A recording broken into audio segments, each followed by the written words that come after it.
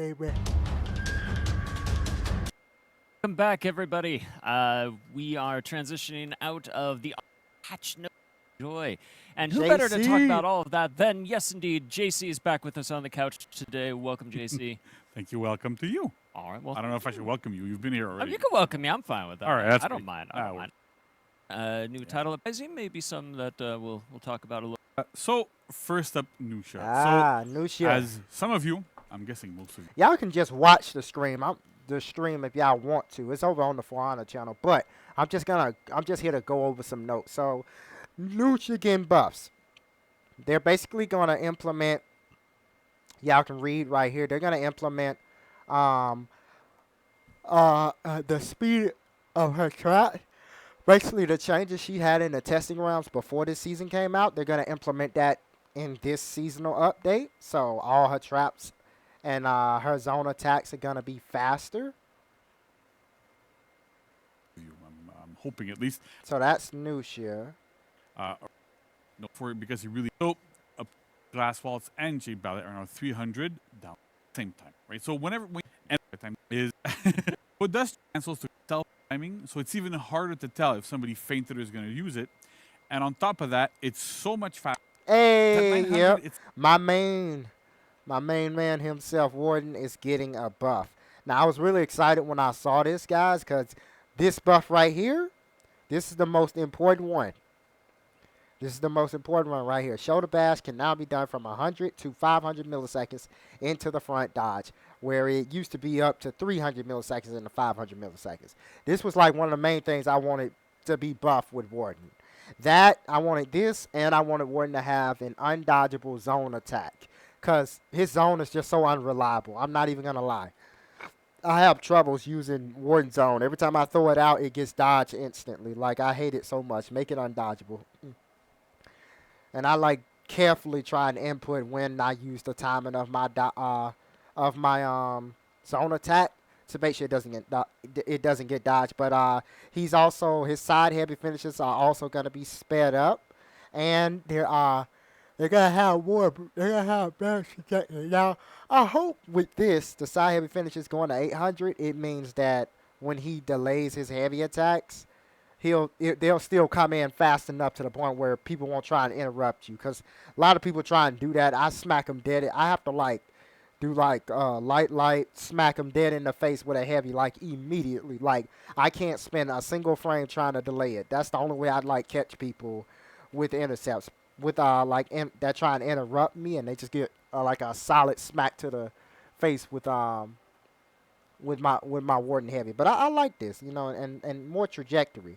I hope that means he'll be able to catch Tiandi whenever he canceling into his dodge heavy attacks. Next character is Hitokiri. Opener attacks now has uninterruptible stance beginning at 500 milliseconds at the earliest on the uncharged strike. So Heavy on Red has returned. We knew this day was coming, ladies and gentlemen. We knew this day was coming. Too many people were running their mouths about how bad Hitokiri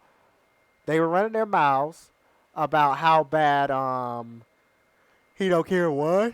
I'm not gonna tell, for the sake of just not some idiot coming in my comments and trying to argue with me. I'm not gonna say how I feel about Hitokiri.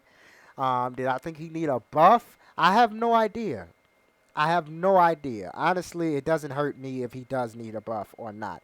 So now he has Heavy on Red again, only on opener heavies. They got a minimum charge time of 300 down 400. So yep, they come out faster now. His heavies come out faster. The chain heavies come out faster as well.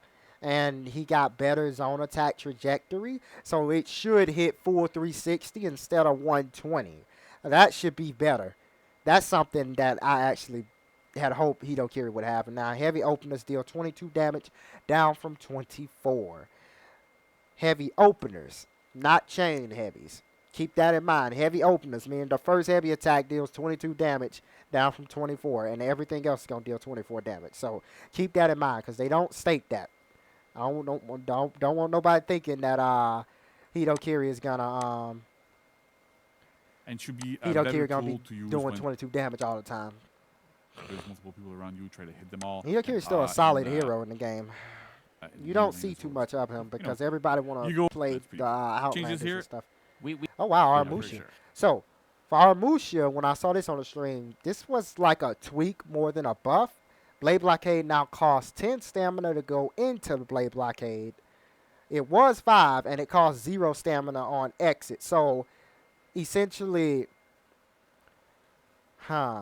essentially in all, if you use, what this means is if you use Blade Blockade and you whiff the Blade Blockade, you would lose like 15 stamina at the most. So if I did a Blade Blockade and it missed and I went back into my regular stance, that's 15 stamina gone. Now it only costs 10 stamina and that's it. Going in and out, it only costs 10 stamina. So okay, less stamina for Blade Blockade. But it's honestly, what I would buff about Aramusha is the Blade Blockade kick. Like, let Aramusha follow up into that with some form of an attack, you know? Because, like, that's like the one thing you never see a Aramusha do. Even back before his rework, you never see Aramushas do Blade Blockade into kick. So next up, we got Jormungand. The Chain Zone can now be performed while out of lock. This is great for clearing out minions on Zone B. And that's about it, ladies and gentlemen. That's all of the heroes. Now, Testing Grounds is Testing Grounds. Let's see here. We can go over it.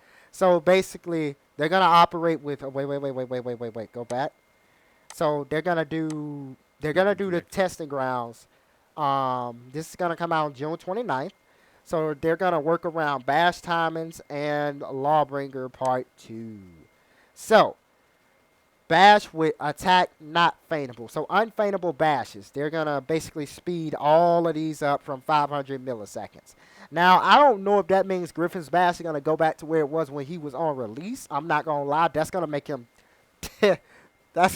him really irritating all over again, bro. I ain't even going to lie. Goki, that's needed. Centurion, okay, I guess that works. Kyoshin, yep, that's needed. JJ, okay, I guess that works. I don't know why we're speeding this up for Gladiator. He, like I say, he doesn't get anything when he bashes with a forward dodge attack, unless you have Haymaker, which only does like 5 damage or so. And then we have Bash without any attack. So Conqueror, he'll be able to forward dodge Bash even faster. That's a bit of a problem I'm going to be worried about. Forward dodge Bash, earliest branch is 300. Is now 300 from 100. Oh, okay. Okay, so yeah, this is the part I was worried about when I read this part. Okay, so never mind, not worried about that. Then we're going to have Lawbringer, bashing without any attack. His forward dodge bash will also be sped up. Now here we got like a few animations. I'm going to just play it. The changes, so Impale, right, we had a change before where... Once again, I really hope, I don't know, I'm going to be completely honest. I want them to give Lawbringer either a new exclusive move that only Lawbringer can do that can replace the long arm, or just, you know, buff long arm.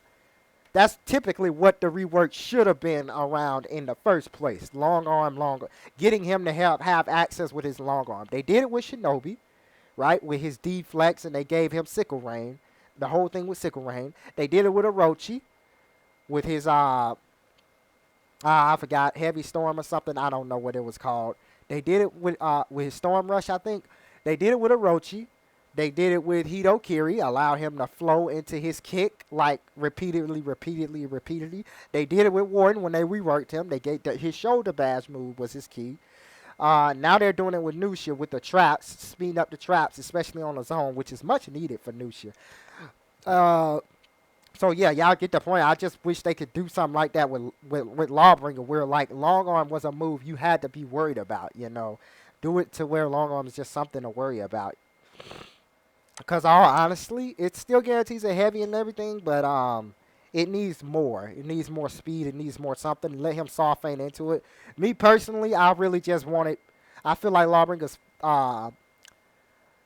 fine where he is, except the fact that like he just needs, all he would need is like what I was hoping they would have done with Lawbringer's rework is gave him a soft feint out of all his heavy attacks.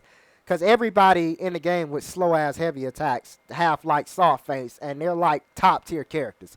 Raider, Shaman, Aramusha. You get what I'm saying? Raider, Shaman, Aramusha, Kensei. Like, all their heavy attacks are slow, but they can always soft feint into something else to confuse the opponent and keep the opponent from repeatedly trying to parry your heavies all the time. That's Lawbringer's issue. He ain't got no soft feints, and they're not giving him any soft feints. And honestly, I feel like it's not even going to make him a better character. Like, give Lawbringer soft feints to just improve his offense. You don't have to do all this extra stuff. But you know what? Go for it. We'll see how it is.